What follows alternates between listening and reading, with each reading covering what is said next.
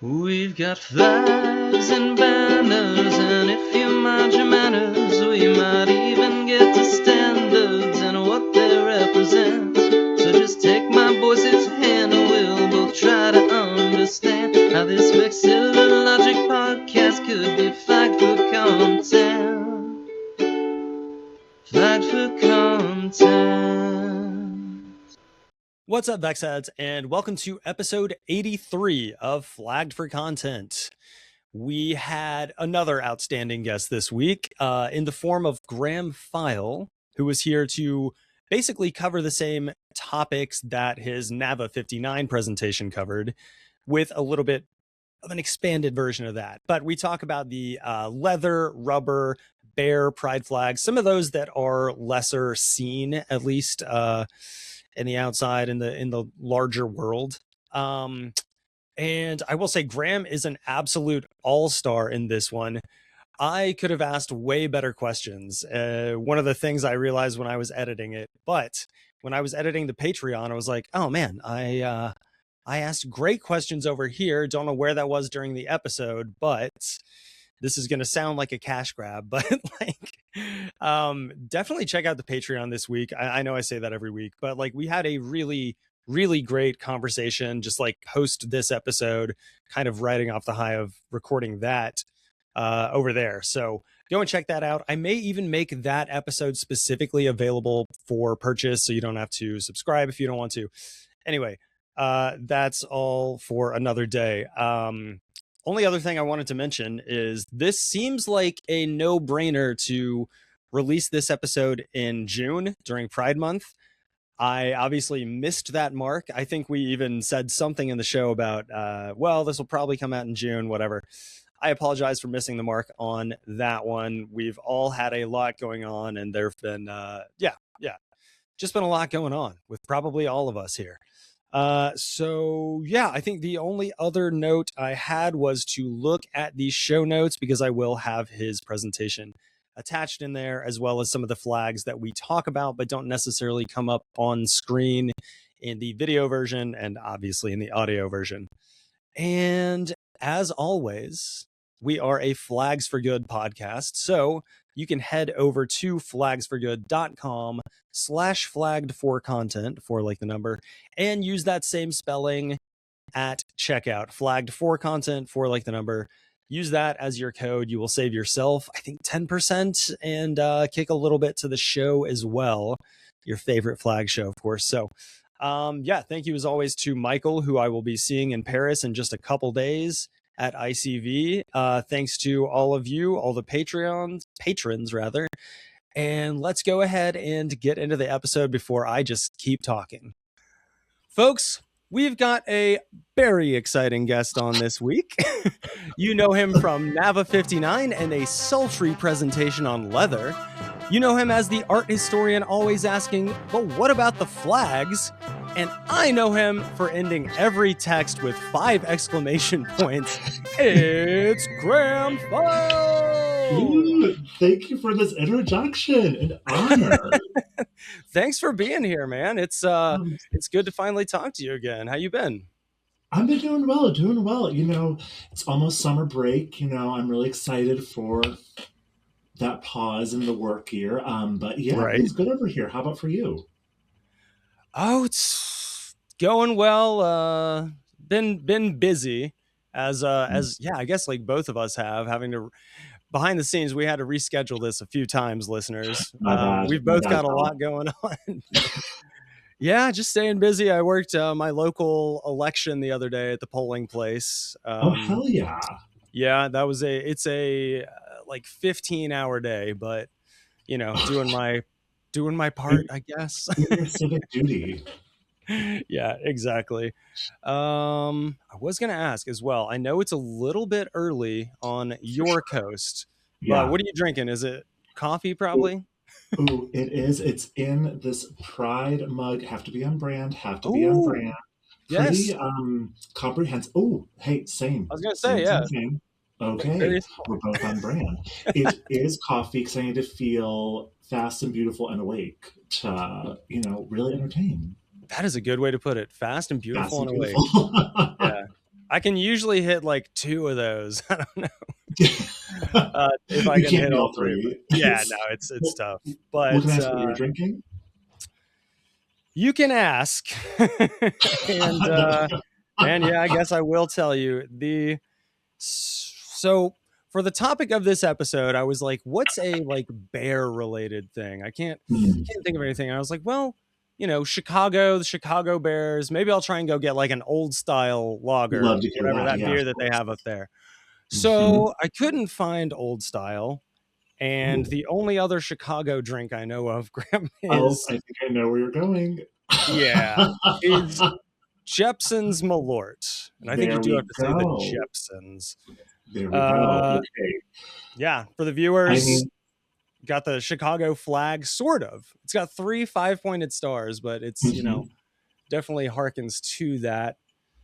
And um, I mean, yeah, Malort itself is like a hazing process. it It's is. I've only ever like God, probably a couple of years ago now, but my wife and I were at a restaurant and we noticed a couple, like a friend of ours or a couple friends of ours, go down to the far side, like they were seated down there. They didn't mm, notice that we were there when they passed us, but we definitely saw them.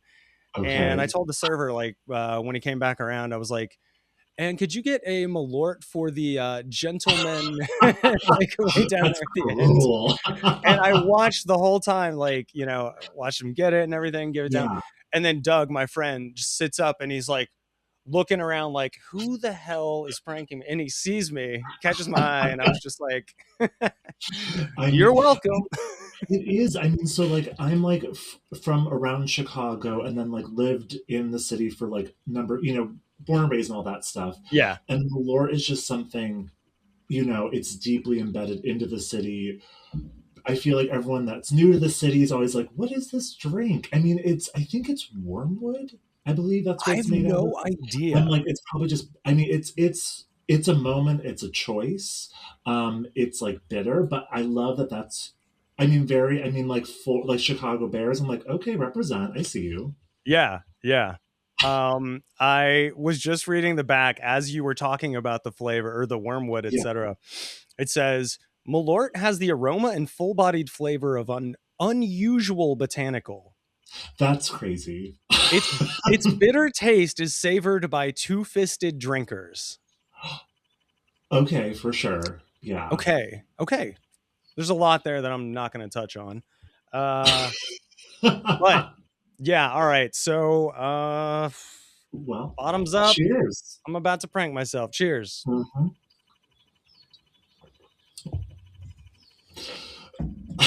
Oh my god. Oh my god. Mm. I That one can like snuck up on me. I can like it just kind of like sits on the palate. I mean, everyone listening to this episode should have a shot of Malort if you can drink. Yes. That's how you should start. Um, that's Yeah. I viscerally felt your response to it. Right? Yeah. Oh, okay. Well, I can say I did it. I can officially say I'm Oh, awarded. I'm Thanks to Malorted. Nick Page, friend of the show and guest, for that Friend of sticker. the pod. Yeah. All right. Anyway, we've got to move past that in every sense. Like, We have to start healing. yeah. Yes. Let's start the healing now. I'll give the viewers and listeners what's on the flagpole today so we can get there together. We've got our usual over and underrated flags, which will surprise no one. We are going to chat about how an art historian gets into flags in the first place and what makes flags objects of art. Of course, we will talk about the kink community, what that is, what subdivisions it has, and most importantly, about the flags of each of those. But Graham, before we get into any of that Yes. fun stuff, I do like to ask my guests, what's your favorite flag? Okay, I've been excited for this question, right? Been listening to the pod for a little bit, so I'm like, I love when there's these set questions. You've been excited for So the 2 months we've been trying to schedule this, right? yeah, I've been preparing. I kid. Um, but so I've been preparing. That's what I've been doing. No. So actually, speaking of Malort, so like I said, I'm from around Chicago. So my favorite flag is the Chicago flag. Oh, yeah. which it's what is it? One, two, three, four, five stripes. It's like alternating like white with light blue, and there's four red stars in the middle. And so I was sort of like, as I was preparing, I was like, oh, I bet this all has meaning. Hello. So I didn't know this, but Yeah. the three white represent the different parts of the city. So it's north side, west side, south side. And I don't think I the knew that either. I didn't either. And there was a minute where I was like, what about the east side? That's like Michigan. So I'm like, so I'm like, okay, for sure. But then there's two light blue stripes. One represents Lake Michigan, so she is there, and the north branch of the Chicago River, and then the bottom blue Yes. stripe. Yes, yes, the bottom blue stripe is the south Viewers. branch of the Chicago River and the Great Canal. And when I was looking into it, because I thought for some reason that the four stars were about the rivers, and I wrote this down. So excuse me, this is not memory recall. I had to write this down. Yeah, of They course. each represent like Chicago historical moments. So the first star is the kind of creation of Fort Dearborn, which kind of established where Chicago is today. The Yeah. Great Chicago Fire of 1871, the World's Columbian Exhibition of 1893, and then the Century of Progress Exposition of 1933. So this is just my favorite flag because it's one of those things where, now I'm a transplant to California, but Yeah. whenever I see it, it's just kind of a little nod home, and it just always feels very close. You had mentioned, when we were kind of chatting before, like when you went away to school, that's the first time you got a Tennessee flag, and that's kind of how I Yeah. felt in Chicago. I never had one, but I came out here and I felt this urge to just collect things with the flag on it. Because I was like, this is suddenly, I have to go home. I have to reflect back to home. So I Yeah. think it's beautiful just because it's, comfy and cozy for me.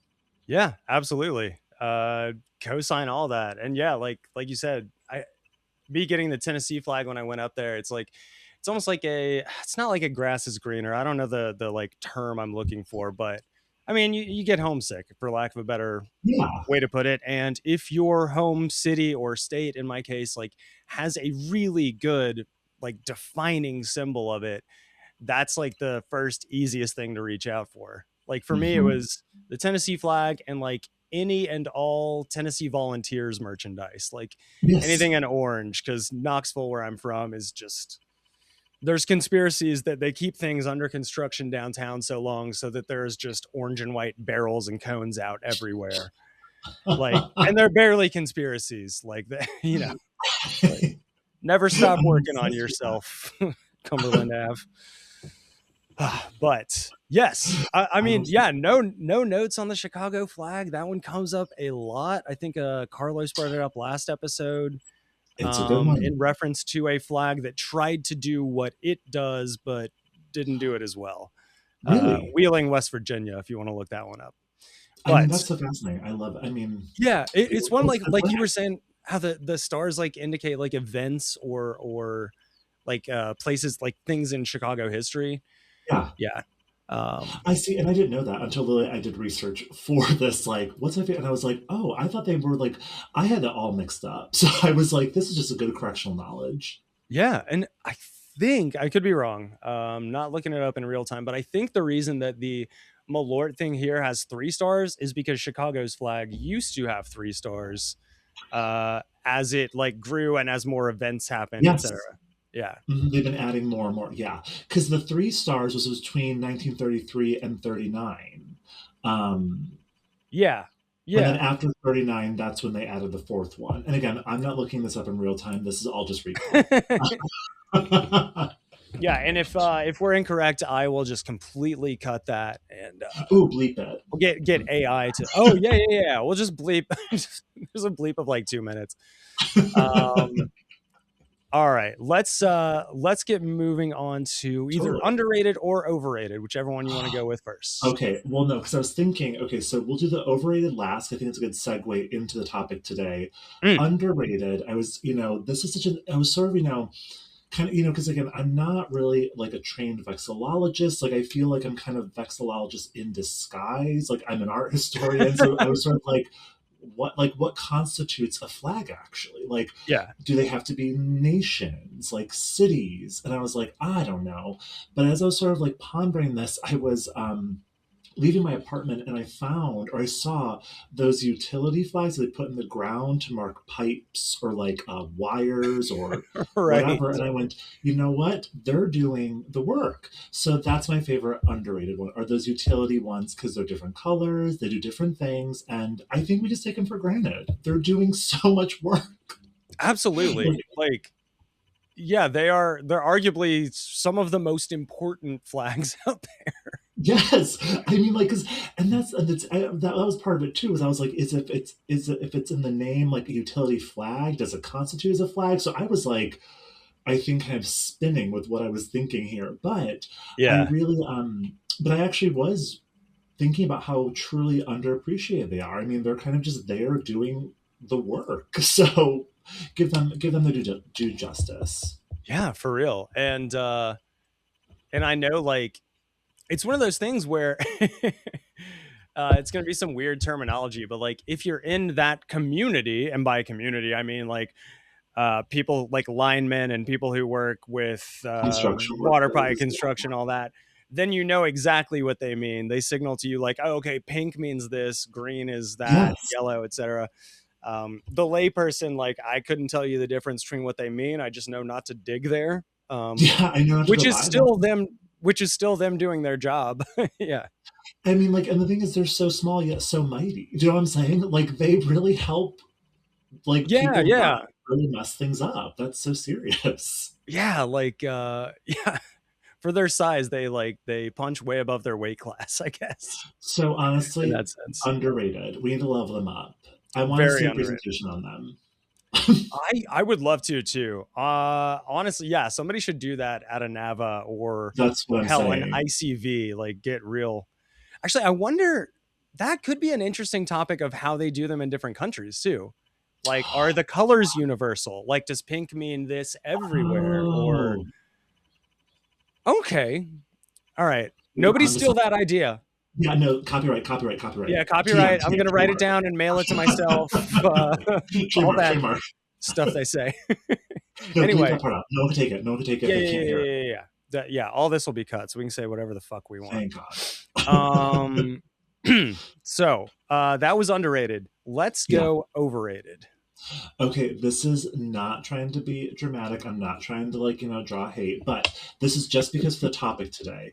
So I think what's overrated is the California flag. I'm a transplant to California with the bear flag. Ooh. Now, the only reason why, okay, I love that there's a bear on it. That's so cute. Only reason why it's overrated is because whenever I was trying to look up the bear flag for the talk today, and I typed in bear flag, that came up. So I was just irritated that I couldn't get to, like, my resources quicker.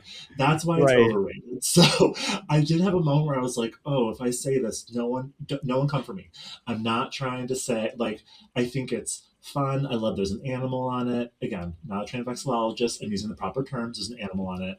But I was like, this is really great. But it's just because it got in the way of me actually, or I would click like, even like I was looking through just, different, when I type in bear flag, like it'd be like, oh, here's a PDF on like bear flag history. I'm like, oh, that's great. Cause I was trying to look for one specific book that kind of talked about like the queer bear flag.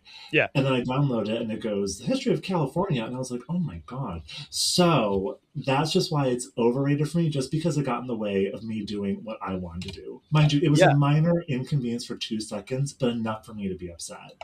Yeah. Absolutely. That's that's very relatable, not just for myself, but I guarantee like everyone listening too. Yeah. I was trying to search the other day, like how to hang a flag vertically or how to hang a specific flag vertically. And it just kept giving me different flags and like AI overviews that made no sense. Yeah. Got to go down some rabbit holes sometimes. You are going to get run out of town though for pumping up Chicago and denigrating California. Like, okay, actually, no. I know you're not denigrating. No.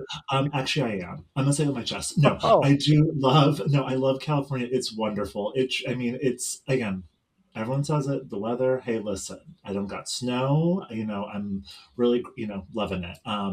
But no, yeah, so it was that thing where I was like, okay, I was like, how's this gonna read? I love Chicago. Then I'm like, Yeah. overrated, Yeah. California.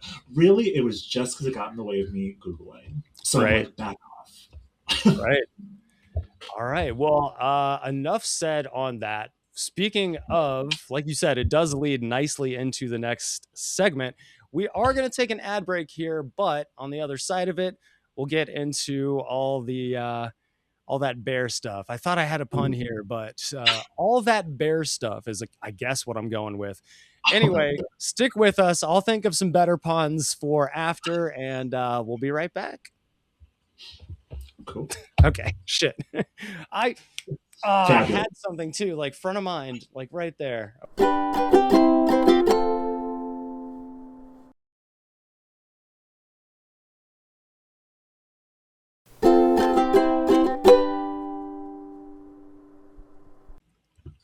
All right, Vexheads, thanks for bearing with us. We are back here more with Graham Feyl. And Graham, just before we get into the flags themselves, I and the listeners would love to know how an art historian gets into flags in the first place. Kind of like it seems like almost a side door kind of thing. Yeah, that is such a great question, actually. So, I'm currently getting my PhD in art history at the University of California, Santa Barbara, and I've been, very much circulating in the world of art history like since undergrad, right? So it's been way too long, but it's so broadly, my work, my research was this interest in sort of queer and trans, like broadly art histories, right? So kind of like what defines these art practices that are made by folks on the margins, queer and trans folks. Okay, But then yeah. like getting more nuanced, I'm really invested in actually queer and trans craft practices. So textiles, ceramics, glasswork, metalwork, things like that. Because I kind Right. of grew up around crafts. My Opa, my grandfather, was a wood turner.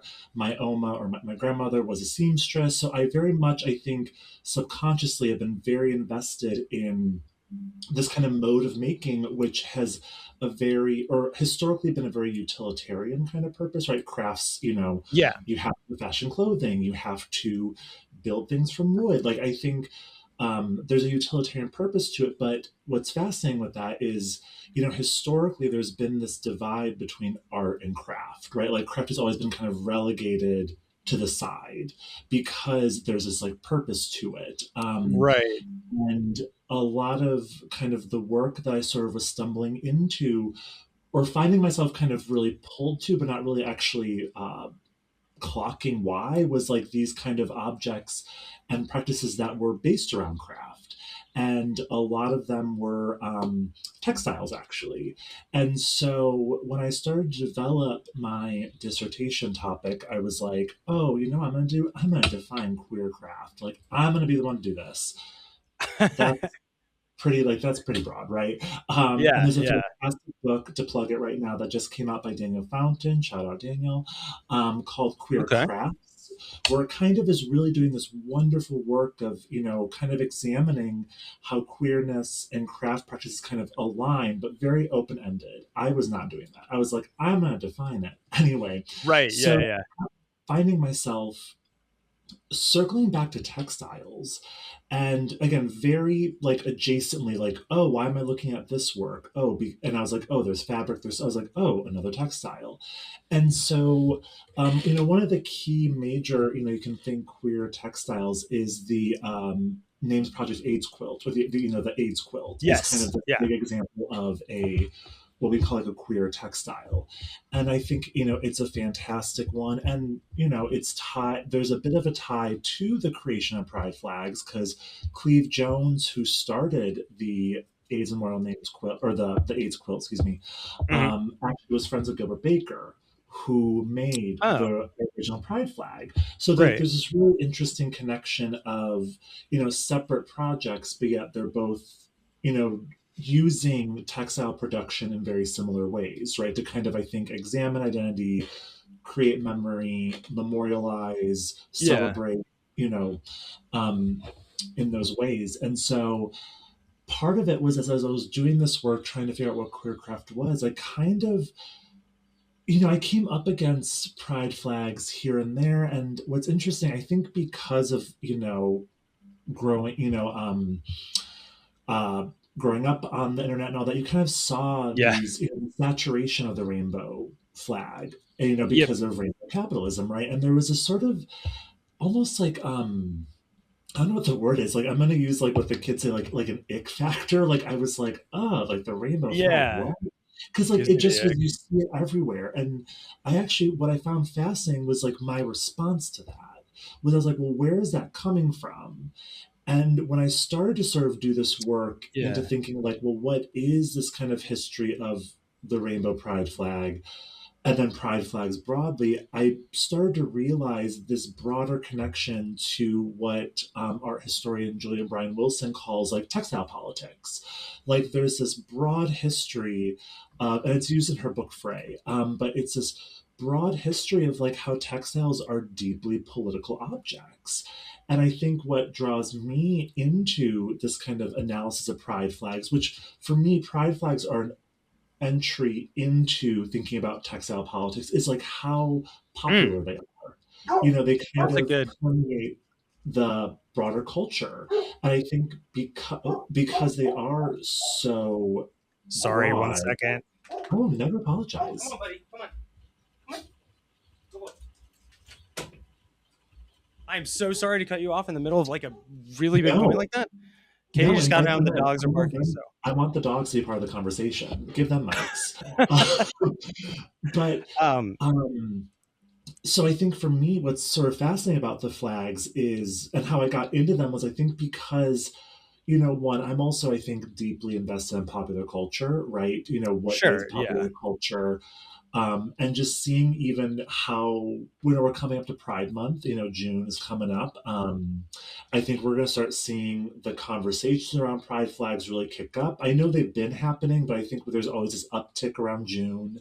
Yeah, And for I think sure. for me, what's fascinating is thinking about like, well, these objects that have this deep political history, both, I think, in ways that are really good representative wise of the queer community, as well as there's critiques against them. I don't want to deny that the critiques around rainbow politics, Sure. Yeah. but I find it fascinating because I'm going to specifically talk about the rainbow pride flag because it's so superfluous and kind of permeates the culture. Not superfluous, Yeah. permeates the culture. That's what I meant. It just, I sort of is neglected, I think. And I think that's kind of where my ick factor came in, was I was like, you just, June comes around, you see it on everything, right? You see it on, I mean, there's like memes like, it comes up on cop cars. You can buy shot glasses. You could buy t-shirts at Target. Like it just, like, it just, Mm, gone. And so I think for me, that's where the kind of interest in pride flags developed, and that's why it's becoming my dissertation topic.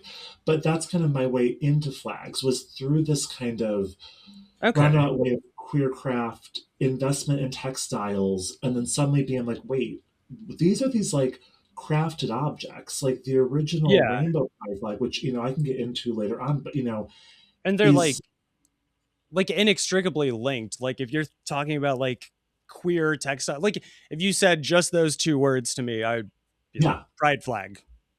Yeah, queer textiles, Mhm. crafts. Yeah. Sorry. And, Go and on. what's funny is I feel like most of the time when I'm looking into like queer text, it's like the rainbow flags are only mentioned, or the rainbow flag is mentioned kind of later on. It's always the aid school, I think, because of how Oh, massive it is, and it has yeah. this. But I think for Vex heads, well, we of course it's like the flags, of course, and Sure. that's why I'm interested in them, is to say like, well, what about these objects kind of make them so well known yet actually unknown, right? And I think part of how I'm framing the dissertation topic is, or the diss itself, is moving through, I think, popular cultural objects, at the time of, so I look at the rainbow pride flag, the leather pride flag, and then the trans pride flag, and Mhm. kind of situate them in their kind of own cultural ethos or their kind of moment, and saying like, well, how and why were they framed the way they were, and what other objects, like fabric objects, have been neglected alongside them, within terms of like queer art histories. Yeah. Yeah. Wow. That is Also, a we're that's rambling, and so I'm so sorry if that made no sense. no, That no, was no. That made total sense. It's a lot to digest, but I think I've gotten it down. But yeah, no, that makes total sense. Like, I mean, well, I didn't know when I saw your presentation and everything, when I met you at Nava 59, yeah. I didn't know you were an art historian. I was like, he's, I mean, until I heard your talk, obviously, but like, Where all I had um, was artworks, and then they were like, "But where's the flag?" Actually, I was like, yeah, "Great point." yeah. But so, yeah, just assuming that everyone is like a Vex head and has been from day one. But as soon as you started talking about that and making the connections both there and just now, I was like, yeah, these are inextricably linked, especially if you're, I mean, like you would be doing a disservice to yourself and whoever's reading your works if you talk about like queer crafts and don't bring it up. Obviously, like you Yes. said, the AIDS quilt gets mentioned first and is bigger in, I guess, like every sense really. But Mhm. yeah, sorry, I lost my thread here. When no pun intended. Lost the thread. No pun Haha. intended. But yeah, no, it just fascinated me. I'm always fascinated by people that come in through a side door to vexillology. Um, Mhm. Min Tan, who you would have met at Nava as well, and I don't know Yeah. if you heard or saw his episode, but he does fashion, and he does it all based off flags and everything, and it's just so Fantastic. interesting. Like with him and you now, like mentioning how these things intertwine. I don't know. Like, I'm not trying to do puns and shit, but like, Put it together yeah, when I mean makes sense. how they're linked like that. Yeah, that's a very cool side door to step into. So like that was enough to like grab you and hold your attention. Clearly, I guess. Well, I mean, Um, I mean, I think there was a moment where I was like, "Am I going to be like the flag guy in art history?" I was like, "What is that?" right, And right, because, right. and what I talked to you a bit before was like, when I was doing this kind of like preliminary work on the disc itself, I came across vexillology as a term, and I was like, "What the hell is that?" Sorry, Yeah. Vex heads. I'm sorry. Don't come for me. First the California flag, now this. I'm like, "What's vexillology?" Um, but I didn't know what that was. And then that's actually how, because Annie Pladoff, great episode, last few episodes you did, was a librarian at UCSB. And so when I was kind of looking up I was like, what's a vexillologist? Her name came up. Shout out to her. Absolutely wonderful. Gave me great resources and was like, have you heard of the thing called NAVA? And I was like, what are these acronyms? Like, what's going on here? And it Yeah. was so fantastic. But so it has a hold on me because I think once you start to kind of clock flags, like you see them everywhere and how they permeate. And again, my interest as my interest and investment in visual popular culture is seeing how flags permeate. And so it's one of those things, I think they can easily be in the background. Yeah. And they just Like kind of do, yeah, like I was gonna be like really background noise. Or if you go to like, I was thinking about this, if you go to a queer bar and you see a rainbow pride flag, of course that can signal safety, community. It might not for some people, but sometimes I feel like, before I'd walk in, see it, whatever. Now I'm like, oh, I kind of am like, well, what version of the pride flag? And so I start to ask these like, yeah, how is it yeah. hanging? Right. How's it It's hanging? how is it hanging? I'm like, that's so there's these moments where I'm sort of just like, what? Yeah, so I think it's been enough for me to sort of be Yeah. invested in flags, but seeing, I think I want to try to resuscitate some of the pride flag like discourse, like, well, let's actually place it historically, like in this moment within specifically like handicraft itself, Okay, and like right. what that looks like and what that means to have. It's not just something that's put on like a Svedka bottle, and you can buy during Pride Month. Like it's Yeah. like I want to kind of have that a bit more of a nuanced conversation. Yeah, yeah, absolutely. I was gonna so you've walked us through that part of the journey to where you're Yeah. now like thinking about like, okay, the pride flag, the Gilbert Baker one, etc. Mhm. I'm curious, did you know at that time, I guess like fairly early on, that there were flags for other parts of the community? Like, I'm assuming you were familiar with probably like, other than the rainbow flag and its like variants, Progress Pride. I'm assuming you were also familiar with the Trans Pride flag. Mhm. Trying to think, like maybe the next most visible is like the Bi flag. I can't really. Yeah. Well, I mean, Yeah, but I like, will say, were you already aware of the ones for like bear, leather, rubber, or what was that rabbit hole like? oh yeah, that's a great. So actually, it was. I mean, like I would go to kind of like I wouldn't say I don't know if it's called like leather bars, but like bars in Chicago that had the bear flag up, the leather flag up. So I Okay, think it was this thing that I was again like always visually consuming, and I think if not to brag, I'm online. Everyone, I'm online on social media. These like kind of flags, are kind of matriculated in memes and all that. And so even I think if I hadn't seen them like in the real world, there's like, I think discourses around them that are happening. I think this was the first moment though where like I was sitting down for myself at least to actually kind of like unpack these histories and look into them like, wait, like what is the leather pride flag? And in Chicago, and this is where I did and that's where I'll kind of go into the bear flag in a moment. But yeah, Chicago has like the Leather Archives and Museum, massive. I mean, shout out and like just so much respect for them. They're absolutely fantastic. But that's like where like, and there's other kind of uh, leather archives and museums and smaller ones, but this is like a really main one. And like that was where like when I did this work, I really came in to understand. I think the richness and complexity of how these mm, flags situate into their or the leather flag, but like I could apply this probably broadly to other flags situate into their communities.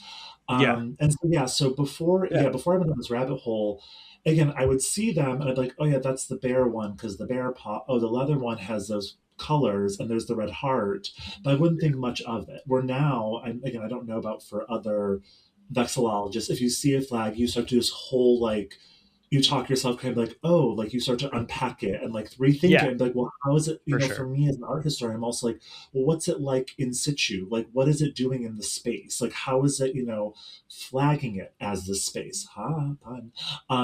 So sort of just, but like, yeah, so I think for me, now that I'm doing this work, I'm unpacking them a bit more. But yeah, when I first got into this work, again, I was like, oh yeah, the leather flag, of course I know about it. But I would be like, wait, actually, I don't know who made it. I'm like, what is this? And so, yeah, that's kind Yeah, of, yeah, yeah. yeah. And like you said, like the bear one is obvious from the paw. The leather one, a little bit. I mean, it would have been Yeah. less obvious to me as someone who's not in that community. The rubber one is wild.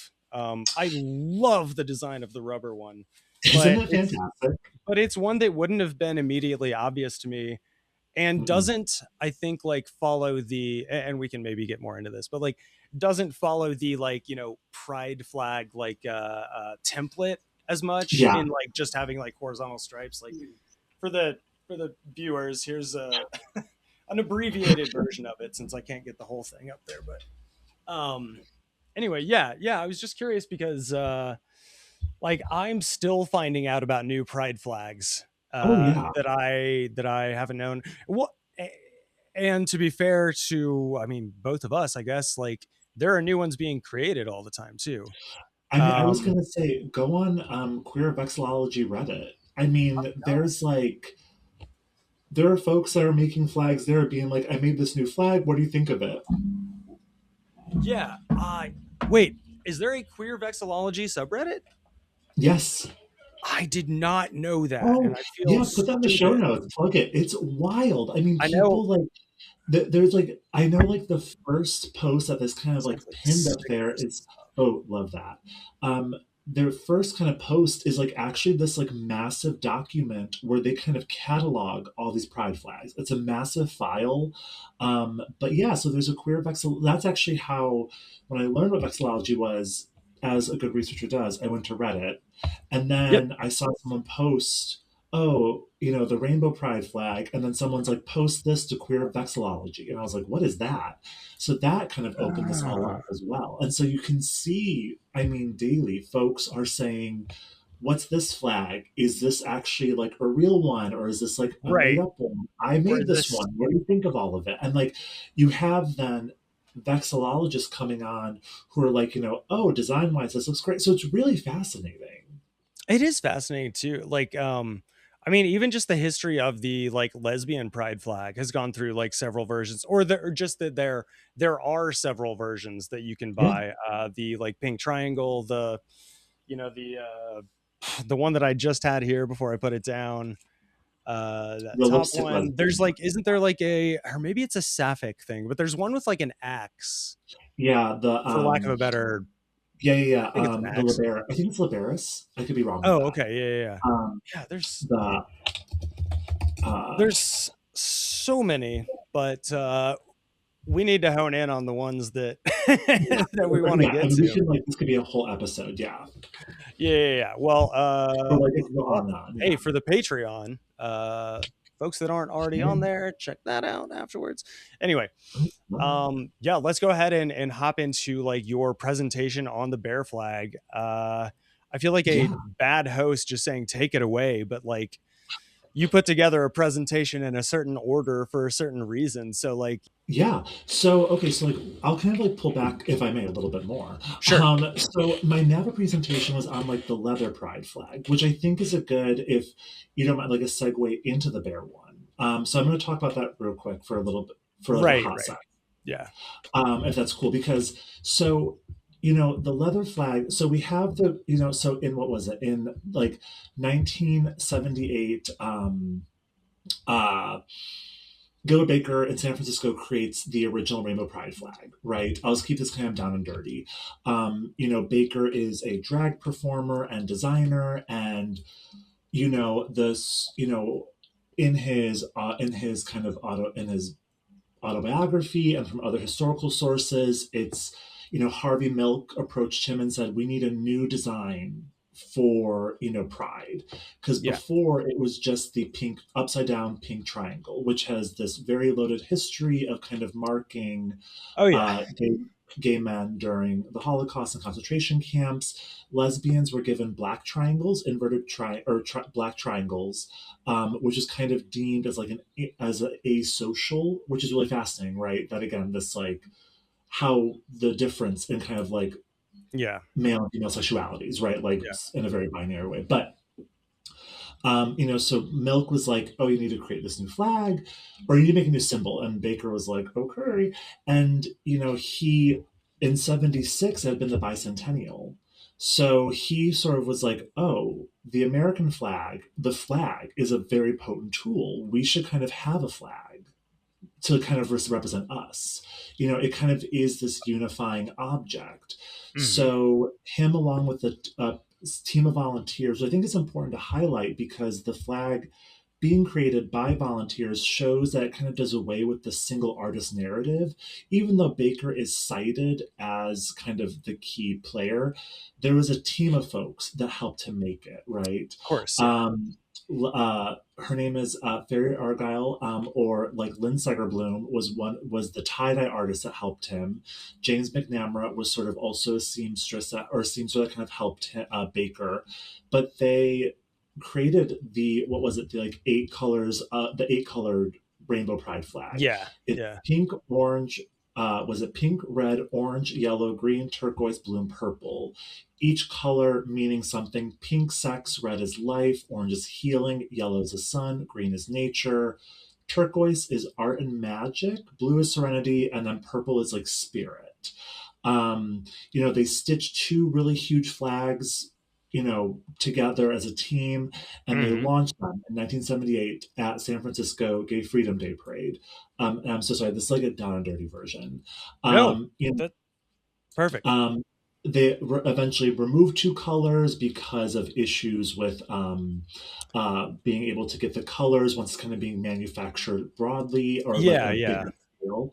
So you had kind of have this flag creation, and then it was meant to kind of encompass all, right? Like meant to represent the Baker says meant to kind of reflect everybody, right? So it Yes. might Yeah, kind of yeah. read as like what is all, like, is it just folks in the queer community? It could be pretty broad. But a lot of folks, within, I'm going to say, when I say queer, I kind of mean those, that are kind of like, practicing and or identify outside of, maybe we can say, heteronormative identities or practices.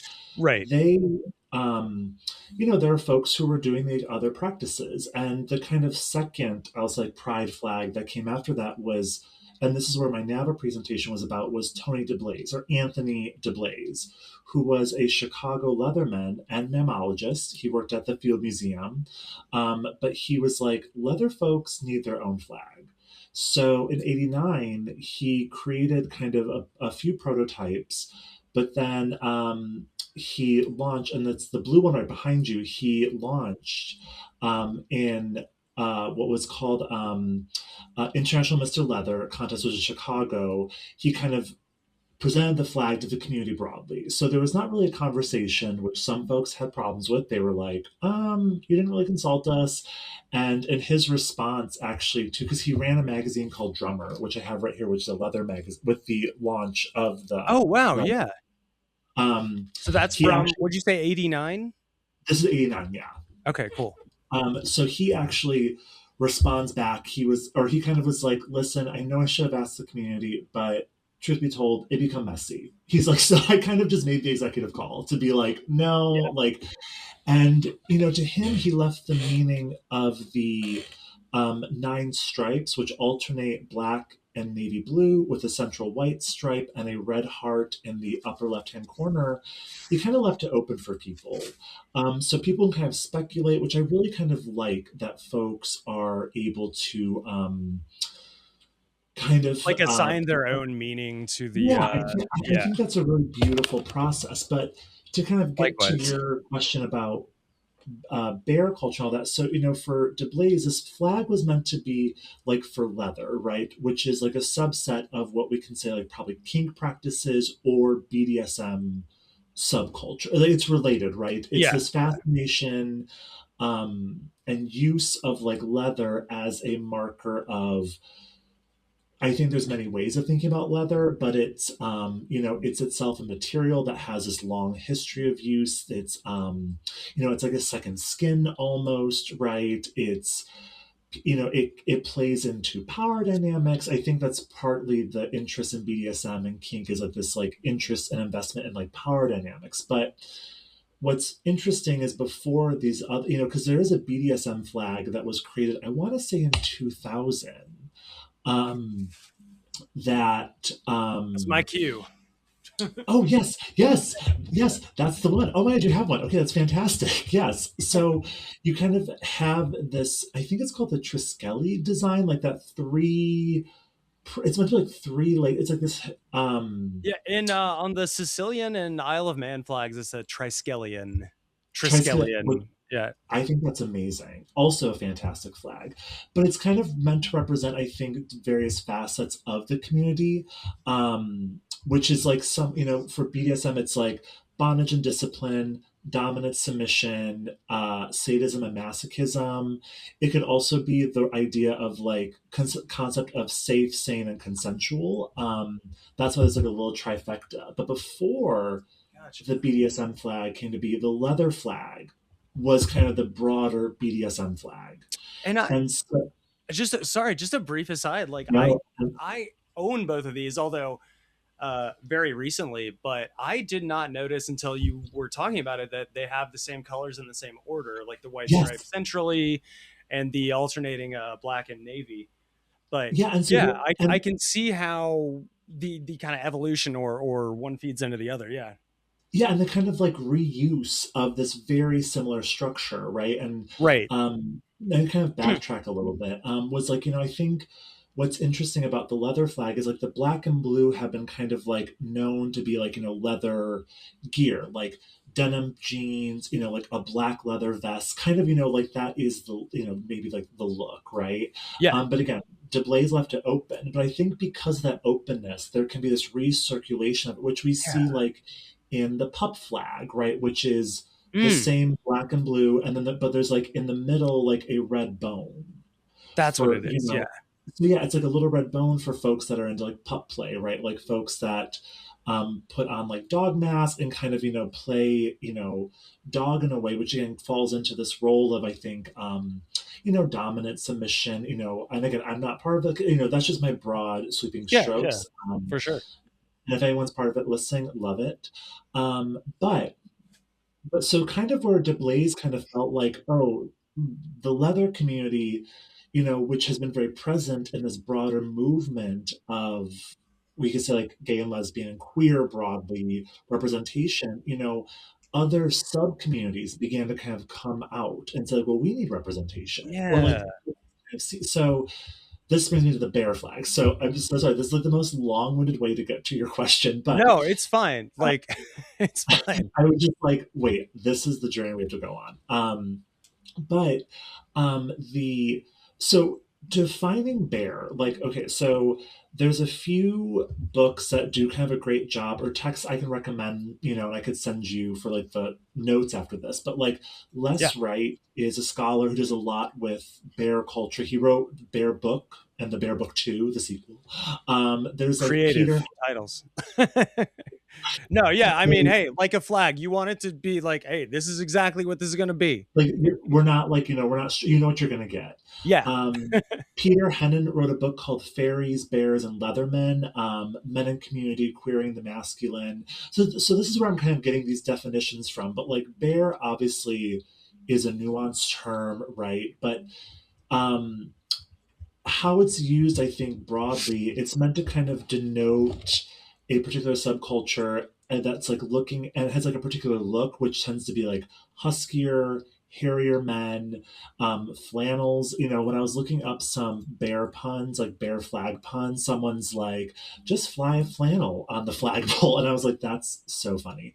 But it's so broadly, the bear community is like this, it's like a subset of, this broader, I think, we could say, I wouldn't say it's part of like the BDSM, but like it's an identity mark. I was going to ask.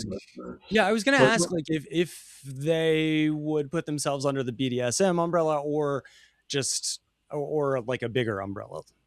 I think both, because again, I don't want to speak monolithically for anybody, but Sure, I think yeah, of course. as like an identity, that's how I'll phrase it. As an identity, it's like typically, huskier men, but also women Yeah. fall under this, but like that are very hairy. They kind of range in age, and that's where you kind of get into also like you have bear, but then you have like cubs who are like younger men, Like Chicago. I should as the bears, go, right? The bears, the cubs. It's all back to Chicago. Take a shot, Laura. Yep. You're like, not again. But oh, I'm so sorry. I did not mean to make you do that. Well, I got nothing to do after this except play D&D, so I ain't driving. I ain't driving. Have everyone take a shot of that. No. So so it is like this identity marker, I think even like a physical identity marker, right? Of it's a community of men. I'm going to say men. I'm sorry, I keep using this broad. I'm going to say folks. I should say folks. Sure, yeah. But it's pretty broad, and is how to kind of define a bear. That's again, we have these like physical markers, but it's also a community that I think just kind of has formed and now has this, I think, associations of, it's a tight knit community. People want that. They kind of join, right? That's where I don't want to define bear so strictly because in the book I just mentioned, in Peter Hennon's book, he kind of talks about interviewing people who don't look at all like a bear but identify as a bear. So I think I want to keep this pretty broad. But I think for our sake, like, yeah, it's been known as like this like huskier, hairier look, which it was historically. So the first time bear was used as kind of a marker of identity was actually in 66. And it was found in like the meeting notes of a queer organization called the Satyrs in Los Angeles, who talked about having like bear time or like a bear club. And then I believe was it, oh, this is going to be between 70 and 76. I want to say 76, but I could be wrong. In the Advocate, there was a article published by George Mazzi, called like "Who's Who at like the Gay Zoo," where he actually talks about like he kind of mentions these different identity markers and then talks about bears, being Okay. cuddly and bigger and like hairy and all of that. So that's the first time I kind of enter, I think, the vernacular. Right. So for my sake, and again, if you're our, again, Makes sense. I don't identify part of the bear community. So like if you are part of it, I'm so sorry if this was like a down and dirty version. Love to hear more. This is part of it, but and not I trying to mean, get anyone yeah, gay. feel free. Like, honestly, yeah, I the love more we know, the more, yeah, I'd exactly love right, to and read this some is, comments. and again, this is also just part of my preliminary work on this. But so I think there was this subgroup that was sort of like we want to feel represented, we want to feel seen, like we have a common look, maybe common practices, we want to be together. So the bear flag was created in 95. So that's what, 1, 2, 3, 4, like 6 years after the leather one. Where so it was created by a man named Craig Burns, who it was part of his senior thesis when he was at Mary Baldwin College. He was getting Mm, his degree in psychology, where he was actually researching the bear community. mm. And he felt that he needed to have a flag as part of the project, which I think is a really wonderful component to it. I think that's really interesting, because when you're kind of doing this, maybe we could say, uh, psychological, sociological work, like to, I think, have a visual object with it is really interesting. So, from interviews I read and stories, he was given a set of crayons, and he kind of just made some prototypes, and he sent it to his friend Paul, Witsoska. I'm pronouncing the last name wrong, excuse me. To kind of help him create the graphic design for it. And so, he, kind of Paul kind of put these designs together, and then he had his friend who gave him the crayons named Paul Nicholson, or Bob Nicholson, excuse me, Bob Nicholson. Nicholson then sewed these 4 templates. And again, to go back to queer craft, I'm fascinated by this like way of like, the prototype, and then we get to this like these like several objects to kind of sew together and piece them together, right? I think Yeah, that's so wonderful. So pun intended. Baha. So then, out of those 4 templates, then those 4 prototypes, they were exhibited at the Chesapeake Bay Bears, what's it called, Bears of Summer event in '95, and then it was like community voted. They kind of like voted on it. The winner is the one that we now have, which is the International Bear Brotherhood flag, so the IBBF. Okay, So that brings us so back that's where around. Yeah. yeah, so that's where it brings us back to that. So it's 7 horizontal stripes. And again, I'm sorry if I'm not using proper methodological Oh, terms. I hardly ever do. So it's Oh, fine. I actually, when I was at NAVA and people were like the hoist side, I'm like, oh God, what is that? I have moments where I'm like, Right. Okay, I'm well, like, I'm a I don't little know. past that, but I, not much. now I know, but at first I was like, oh my God, these are terms I never heard of. Right. Um, Yeah. but the horizontal stripes, it goes from it's like varying shades of brown, so it's like dark brown, rust, golden, yellow, tan, white, gray, and black. Yeah. And they're meant, and there's like a black, and you see like there's a big bear paw in the upper left hand corner, and it's meant to reflect actually like real world species of bears. But I it's was like, curious about that. The yeah, colors. and Yeah. so but broadly, it's meant to talk about, I think, the varying degrees of people with or folks within the bear community. That's like pretty expansive. It's not very limiting, right? It's meant to be Okay. very like inclusive. And what's interesting about this flag, it's actually copyrighted, where Oh, some like flags Progress are not. Pride is. What's it? Yes, that one's Yeah. also. And so, even though they both circulate, after doing some research, I kind of found out why this one was copyrighted, even though it was presented to the bear community at large and placed into the, we could say maybe like bear public domain. It's Hmm. still copyrighted, but that's sort of in place just so it's not sort of abused, I think, and like misused. But again, how that kind of works with flags, I'm not very sure, because I mean, as I started this Yeah. talk with how broad the rainbow pride flag is, like, right, it kind of permeates visual culture.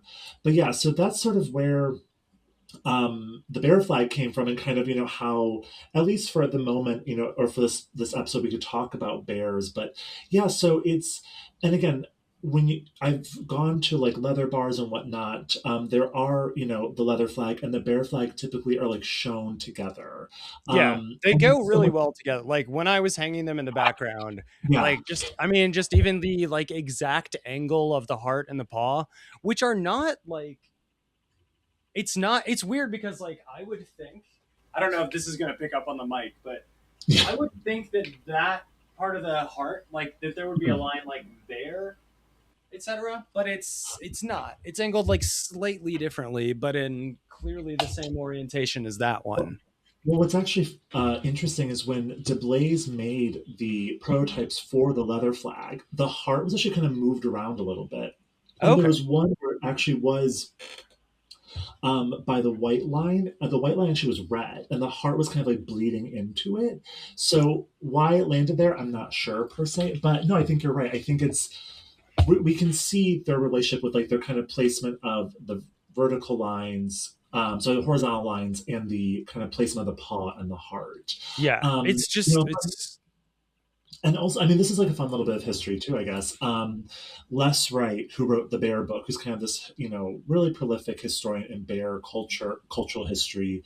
Um, he had mentioned in the Bear book, or in this like a brief history of bear culture, how at leather bars, you kind of had these um, like leather men, really, kind of fit looking, had like a very certain look to them.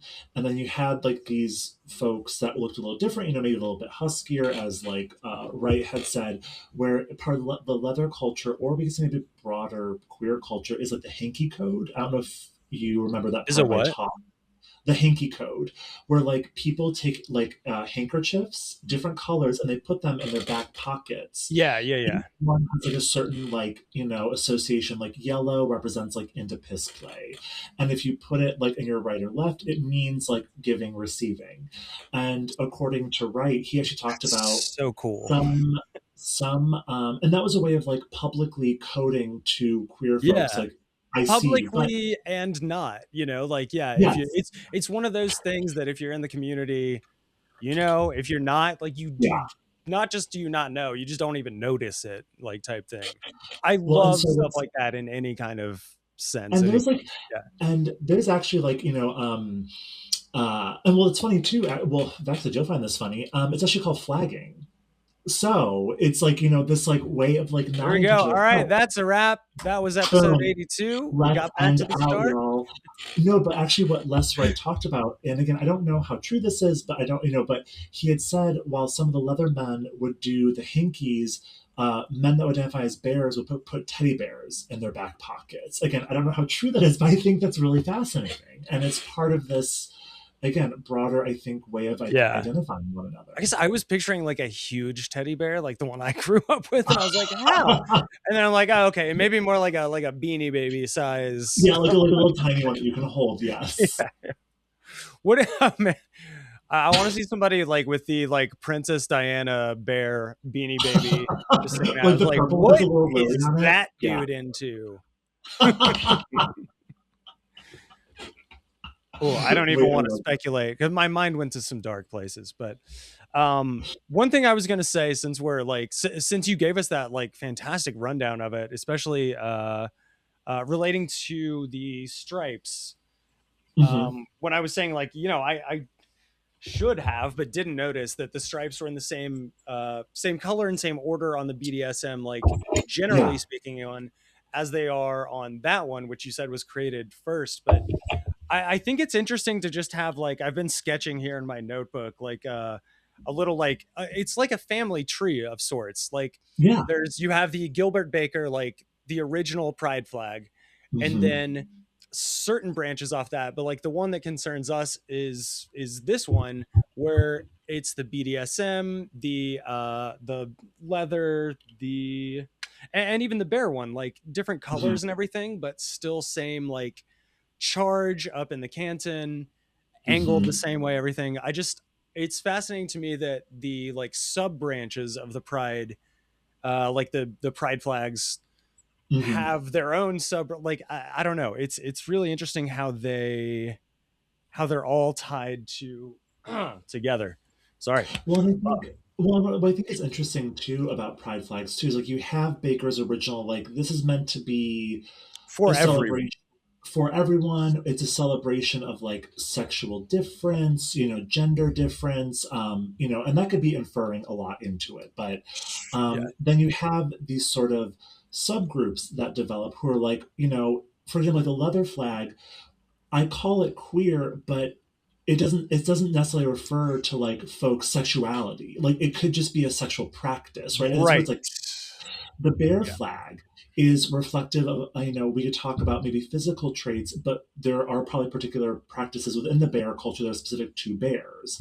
And so, but then you have, for example, in 99, Monica Helms creates a trans flag, which again, it's striped, but then that's gender identity. And, of course, we have like, other gender-based flags kind of created, in recent years. We're seeing that kind of development. So I think that's what's fascinating about pride flags is, it is this relationship to identity, right? Just like nation state flags, like this relationship of like one to one's country.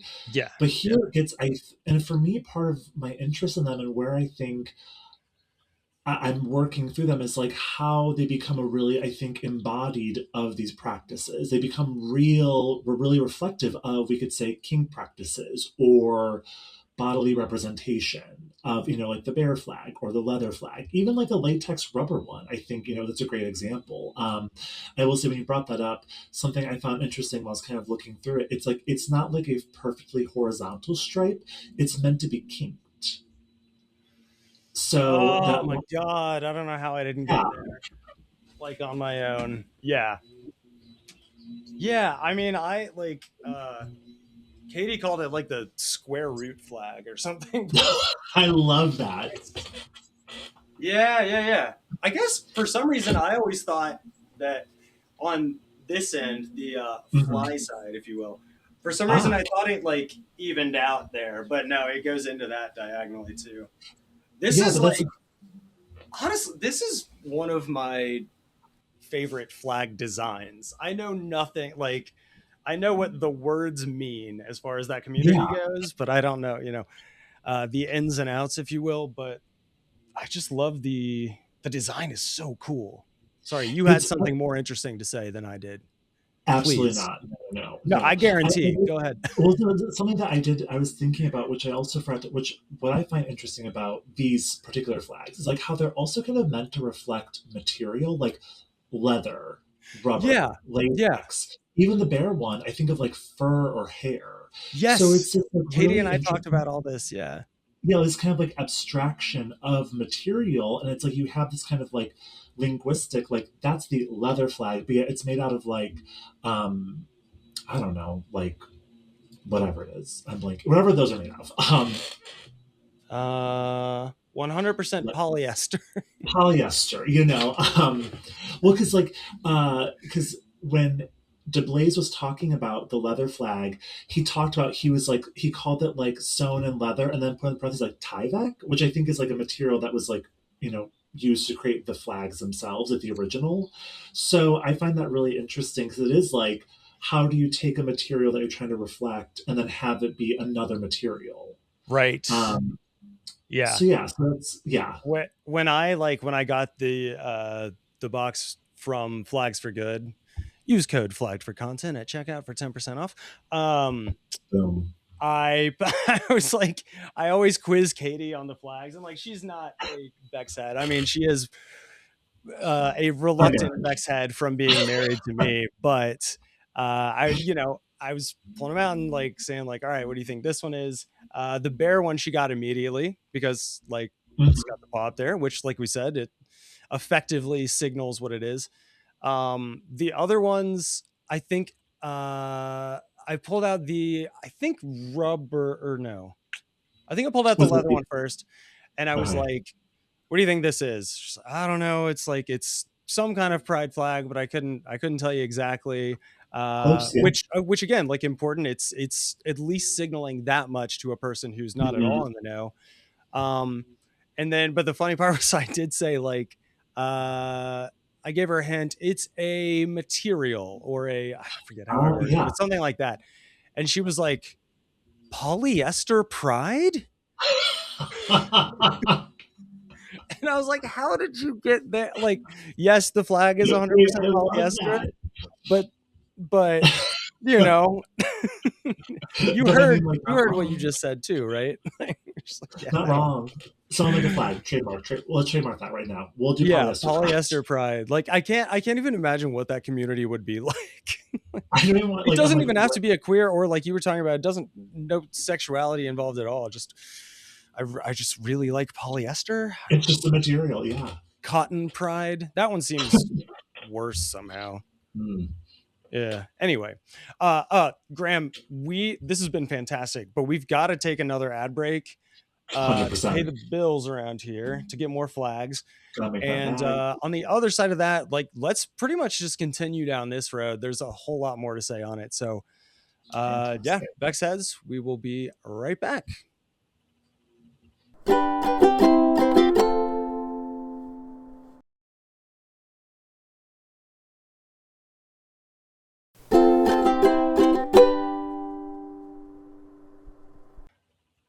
All right, Vex Heads, we are back for part 3 here. And yeah, we're going to start with something that I kind of teased up top. But as you are an art historian and have encountered flags in that field, like, you describe them off air as objects of art. And I'm wondering, like, I don't know, what makes an object of art, or what makes anything an object of art, I guess, and how do flags like check those boxes?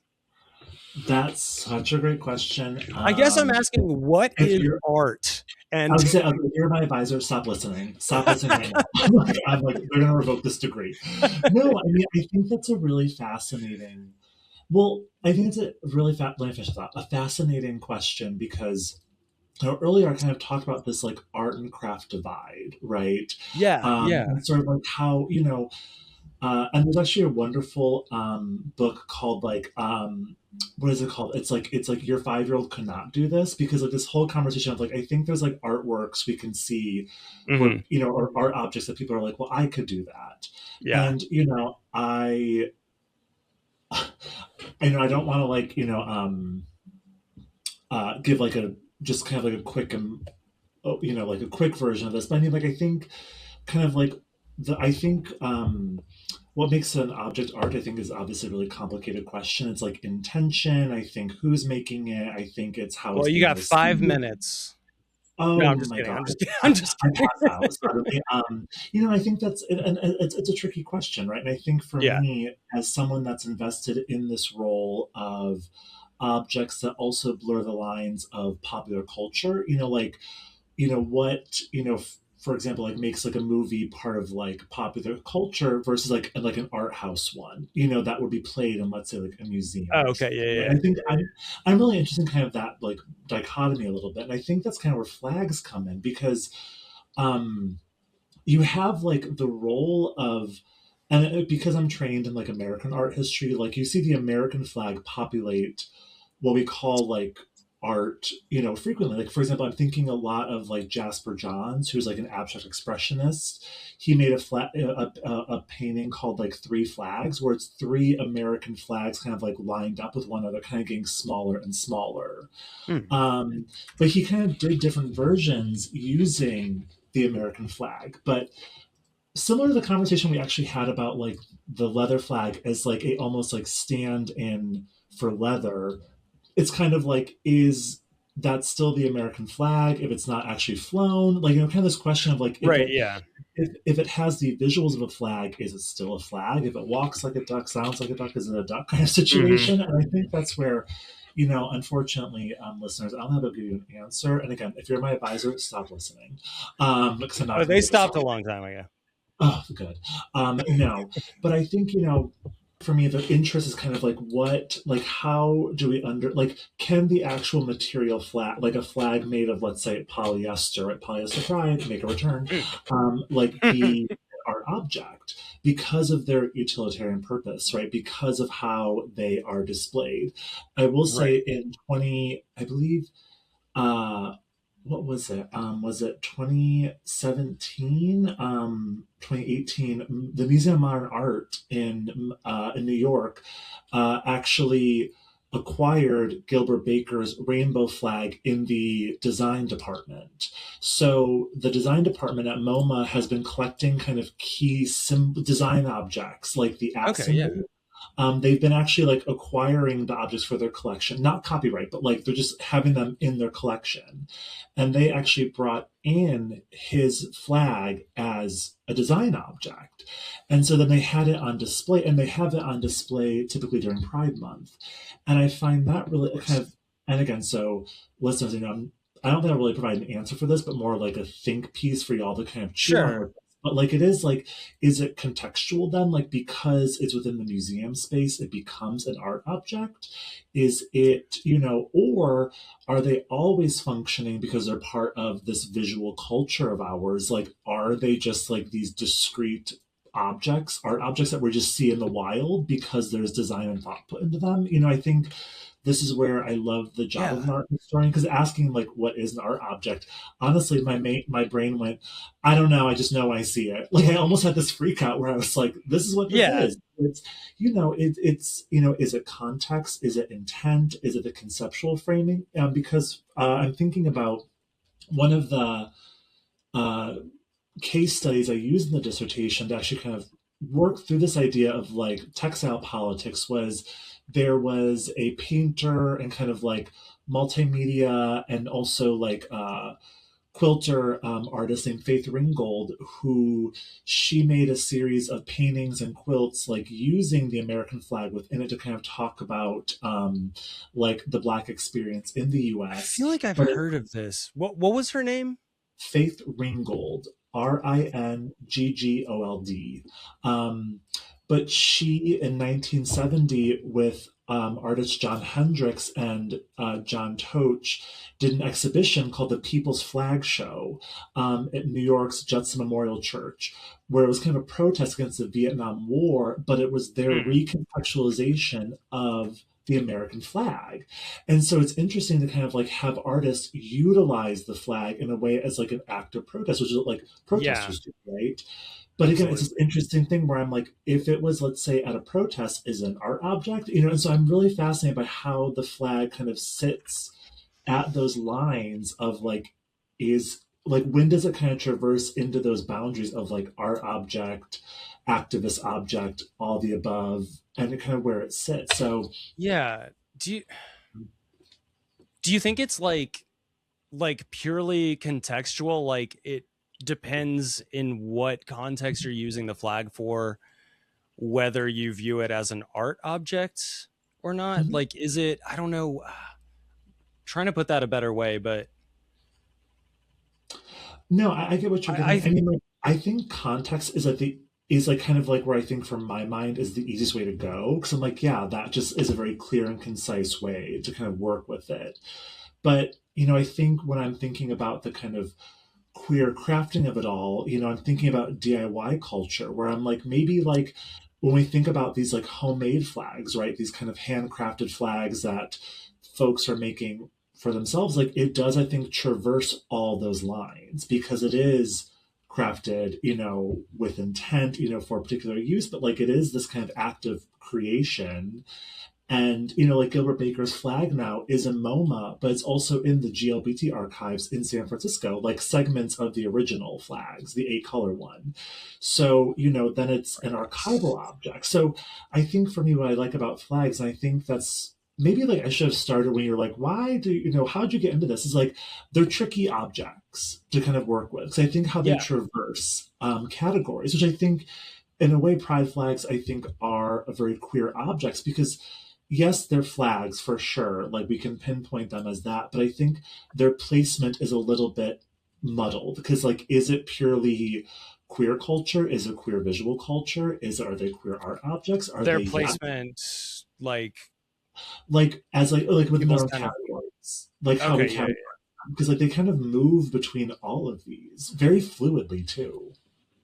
yeah, yeah, very much so.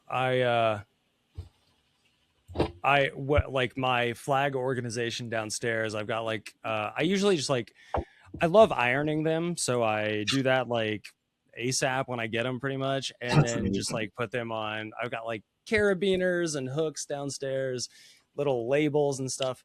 But yeah, I've had to like change names of categories several times, but I'm Interesting. pretty sure now I have one that's just like general pride or something like that. So Yeah. to where like it fits everything that that you would probably imagine in that category. But yeah, yeah, it's I had never thought of flags as works of art, but I also like didn't come from an art background. So Yeah.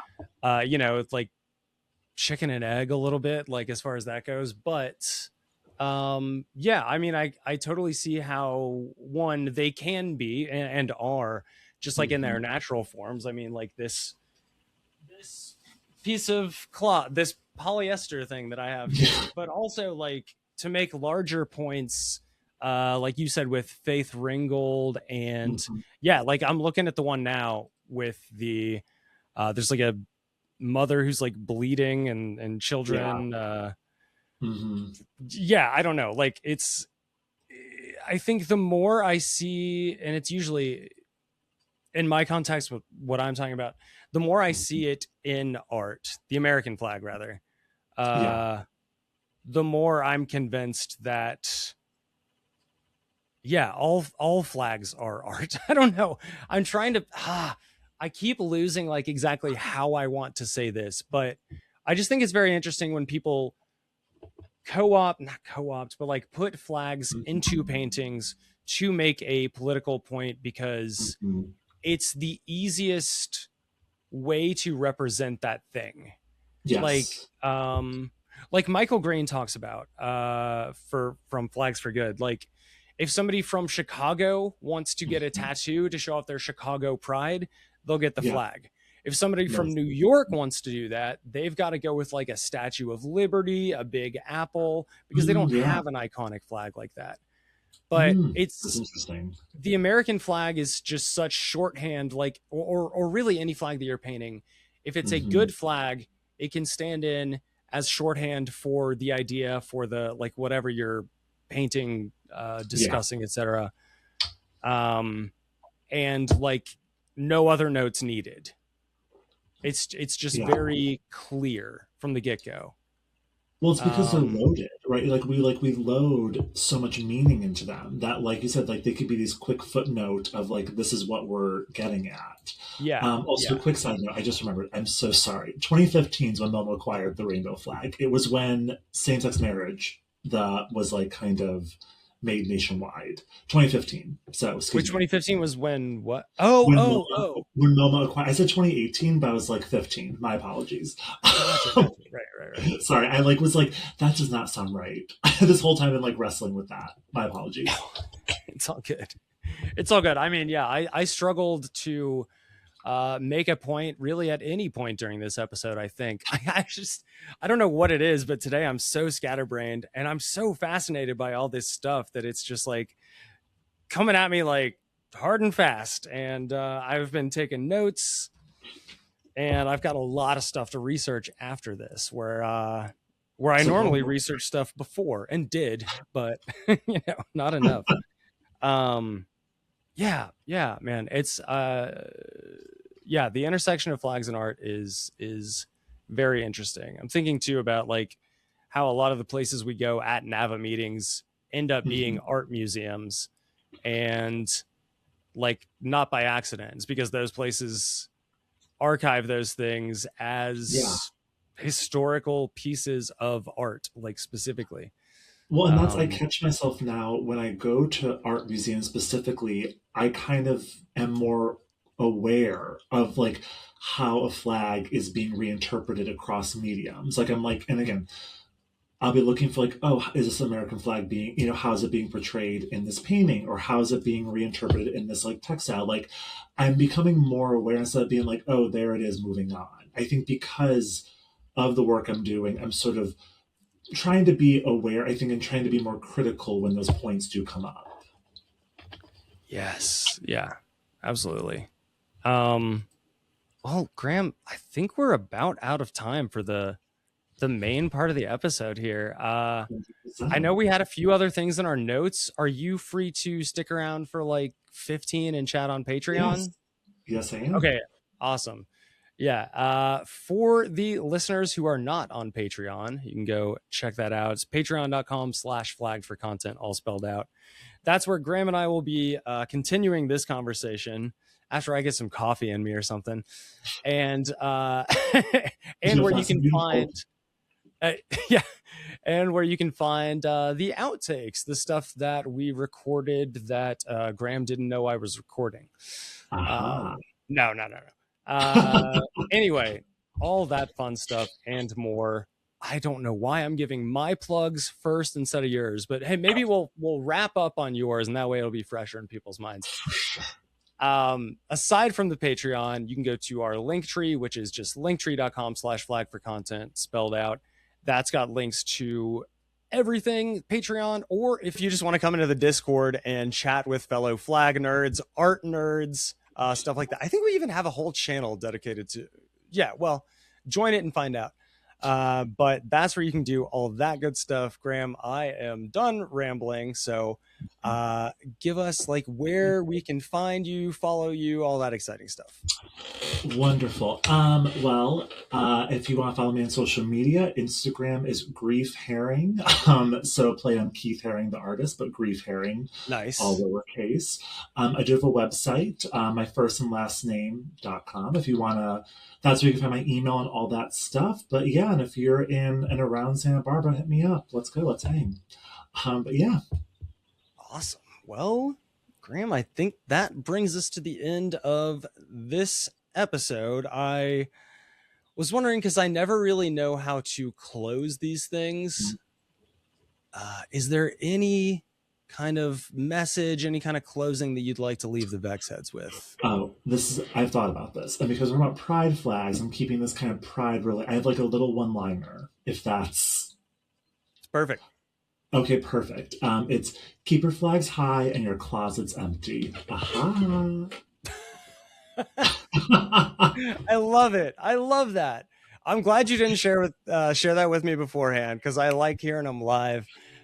Graham, thank you so much for coming on the show. Thank you so much for that last Thank you line. so much. It was such a privilege. Oh, I was going to say the privilege is all mine. I don't know if that works. But anyway. This meant so much. I think it works.